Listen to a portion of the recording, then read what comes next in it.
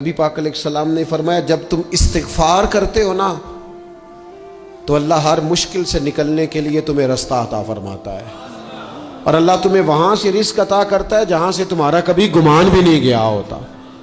کبھی نہ توجہ کریں، جب پوری طرح ٹوٹ جائیں نا پھر توجہ کریں رب کی جانب، جب پوری کوشش کریں کام نہ ہو تو پھر بیٹھ جائیں اپنے مالک کی بارگاہ میں، مالک اسباب جمع کر لیے اب تو مدد فرما۔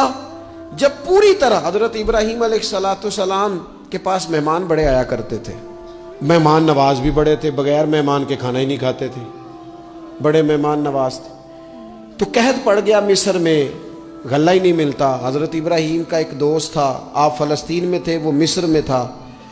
آپ نے اس کے پاس اونٹ بھیجے کہ 4-5 اونٹوں پر غلہ اناج رکھ کے مجھے روانہ کر تاکہ میں اپنے جو میرے پاس مہمان جمع ہیں ان کو کھانا تو دے سکوں۔ وہ اونٹ روانہ ہو گئے۔ حضرت حکیم الامت مفتی احمد یار خان صاحب رحمۃ اللہ لکھا ہے، چلے گئے اونٹ۔ اب مہمان جمع ہیں، ان کو بھی خبر دے دی گئی ہے کہ آپ فکر نہ کریں، غلہ مصر سے آنے لگا ہے، کھانا ملے گا۔ لیکن جب وہاں اونٹ گئے تو انہوں نے کہا قحط چونکہ بہت زیادہ تھا، اناج ساری ہم تقسیم کر چکے ہیں، اب تو ہمارے پاس غلہ نہیں ہے۔ وہ خالی آ گئے واپس۔ جب وہ خالی واپس آ رہے تھے نا اونٹ، تو جو آپ کے خدام لینے گئے تھے ان کے دلوں میں یہ خیال آیا کہ ہم اگر خالی واپس جائیں گے تو وہ جو مہمان ہیں وہ دیکھیں گے تو وہ تو بڑی آس امید لگائے بیٹھے ہیں کہ ہمیں آج کھانا ملے گا، تو وہ تو بیچارے مایوس ہو جائیں گے۔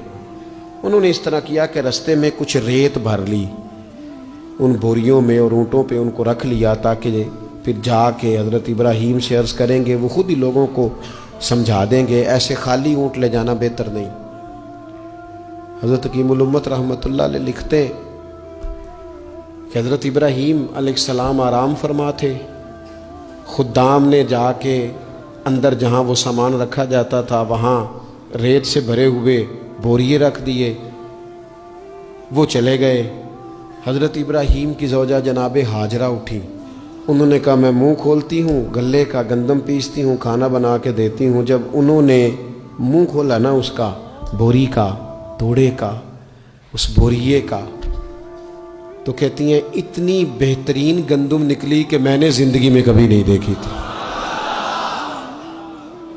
پیسی گئی، پکائی گئی، کھانا چلنے لگ گیا۔ حضرت ابراہیم علیہ السلام بیدار ہوئے، دیکھا لنگر چل رہا ہے، مخلوق خدا کھا رہی ہے۔ دنیا آوے تے کھا جاوے تے راضی ہوئے بلا، لوگ کھا رہے ہیں، چل رہا ہے سلسلہ۔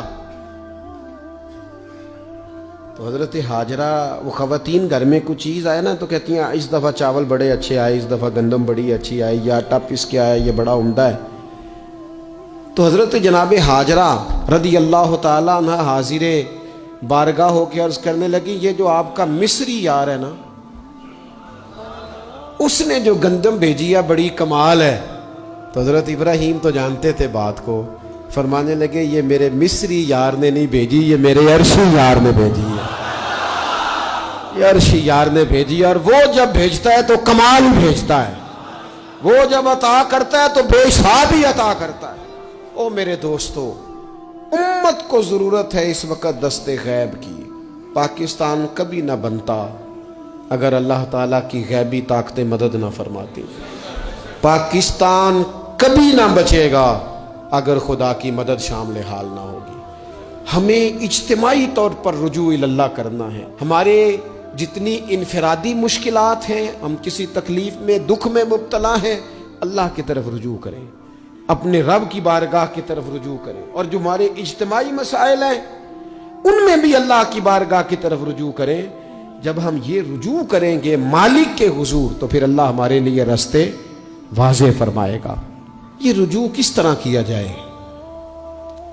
میں نے اپنے ساتھیوں کے ذمے، بالخصوص جو یہاں خانقاہ شریف سے وابستہ ہیں، وہ اگر سمجھیں گے میں حکم دے رہا ہوں تو اس کو حکم سمجھ لیں، اور باقی اگر احباب میری بہت زیادہ درد مندانہ گزارش سمجھیں تو یہ میری گزارش سمجھ لیں، 5 وقتہ نماز کے ساتھ کچھ تھوڑی سی عبادت رات کی ضرور شروع فرمائیں۔ 2 رکعت ہو جائے، لیکن رات کو تنہائی میں اپنے رب کی بارگاہ میں عبادت کے لیے ضرور حاضر۔